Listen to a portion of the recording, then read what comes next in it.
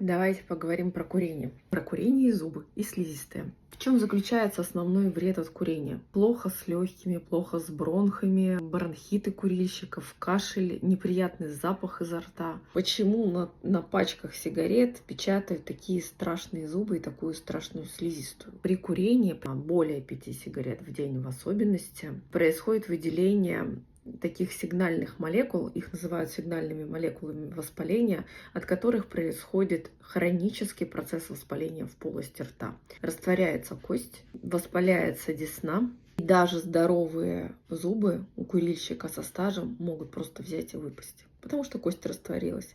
Это не происходит быстро, не происходит сразу. Конечно, зубы становятся темнее, конечно, слизистая меняется, потому что сами смолы накапливаются слизистой. Именно поэтому, когда проводят имплантацию, особенно во фронтальном отделе, пациента спрашивают, курит он или нет, и сколько сигарет он в день выкуривает. И всегда предлагают гораздо раньше бросить курить, чем проводится имплантация, потому что любые гарантийные обязательства врача нивелируются сигаретами, потому что начинаются проблемы с сосудами. Если проблемы с сосудами, есть проблемы с кровоснабжением костной ткани. Есть другая история с курением – парение. Парение чаще всего это использование глицерина и еще там, не знаю, каких-то невероятных составов и коктейлей, которые приводят к высушиванию полости рта.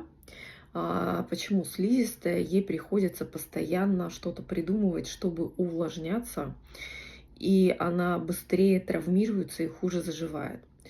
И нам что нужно помнить про слизистые? Что когда слизистым приходится заживать, то возникают риски возникновения предраковых и раковых заболеваний. Хоть курение, хоть парение. Если оно на постоянной основе, неважно, там подростки, взрослые, это реально не полезно. Но если мы говорим про подростков, они наиболее подвержены образованиям на слизистых, поэтому выбирайте сами, курить или не курить.